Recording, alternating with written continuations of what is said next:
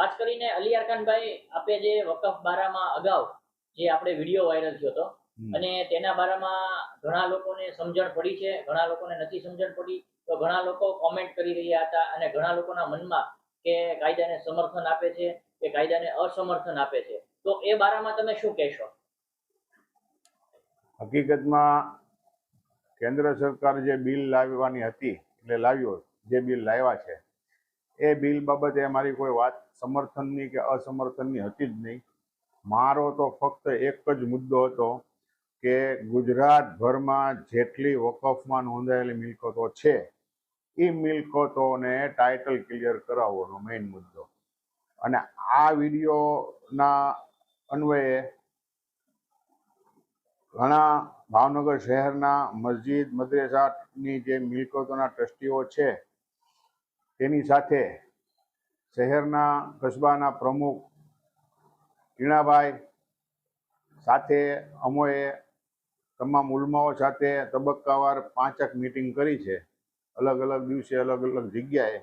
તેમાં તમામ ટ્રસ્ટીઓએ પણ એક જ અવાજે સહકાર આપ્યો છે કે ભાઈ અમારે હવે આમાં બધું ક્લિયર કરી નાખવું છે અને એ કામગીરી અમે હાથમાં લીધી છે, જે અમે નિસ્વાર્થ કોઈ પણ ફી લીધા વગર અમે કરવાના છીએ. અને જેટલું અમારાથી શક્ય થાય એટલું અમે સહકાર આપીને આ તમામ મિલકતોને ટાઇટલ ક્લિયર કરવા માંગીએ છીએ.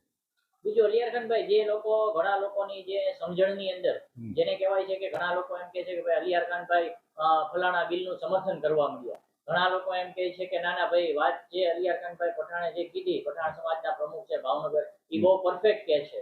તો ખાસ કરીને એ લોકોને શું તમે કહેવા માંગશો કે જે લોકોને આના વિશે ઇલ્મ નથી, કે જે લોકો કોઈ પણ વાત કરી રહ્યા છે તેને શું કહેશો? જો જેણે મારો પૂરેપૂરો વિડીયો ધ્યાનથી સાંભળ્યો છે અને એમાં જે હું મુદ્દાસર બોલ્યો છું અને જેને સમજમાં આવ્યો છે સાંભળ્યા પછી, એ લોકોએ મને એક ખૂબ જ પ્રશંસા કરી.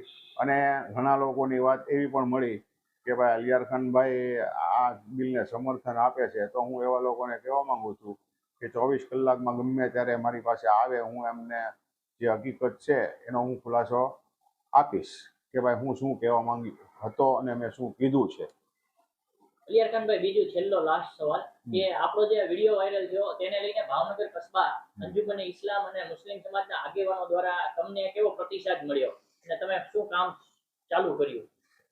આ બાબત જ્યારે મેં વિડીયો વાયરલ કર્યા પછી મને લોકો તરફથી ફોન આવ્યા કે ભાઈ અમારે ટાઇટલ ક્લિયર કરવું છે. એટલે મારા મનમાં એક વાત આવી કે ભાવનગર શહેરની આપણી સમાજની જે મોટી સંસ્થા છે કસ્બા અંજુમન ઇસ્લામ, એને સાથે રાખીને હું એકલો પણ કરી શકું, પણ છતાંય મને એમ થયું કે ભાઈ આપણા કસ્બા એટલે હું પણ એમાં જનરલ સભાનો સભ્ય છું.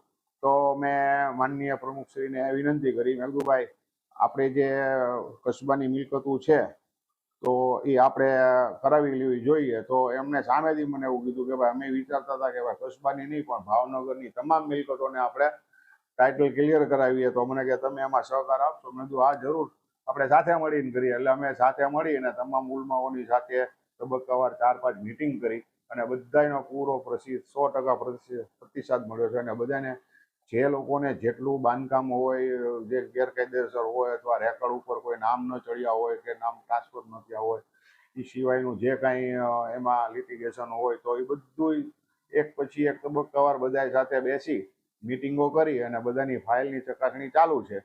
અને એન્જિનિયરને પણ અમે એમાં રાખી લીધા છે. પછી તબક્કાવાર બધાના નકશાઓ બનાવીને કોર્પોરેશનમાં ફાઇલ મંજૂર છે એમાં મોકલવાના છે.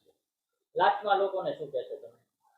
બસ મારી એક જ વિનંતી છે સમાજને કે જે મિલકતોના જે તમે ટ્રસ્ટીઓ હોય, રહેબર હોય, જે અલ્લાહે તમને એની વકફ કરેલી મિલકત, અલ્લાહની મિલકત કહેવાય, એ મિલકતના તમને જો રહેબર બનાવ્યા હોય લોકોએ એક વિશ્વાસ ઉપર, તો એ મિલકતને આજ દિન સુધી અને આવતા ભવિષ્યમાં પણ અન્ય કોઈ એમાં ટ્રસ્ટીઓ આવે તો એ લોકોને પણ ક્યારેય કાયદાકીય કોઈ પ્રોબ્લેમ ઊભો ન થાય એ માટે તમે ખાસ કરીને જે કાંઈ આમાં તન મન ધનથી એક ઝુંબેશ ઉપાડીને એ મિલકતને ટાઇટલ ક્લિયર કરાવી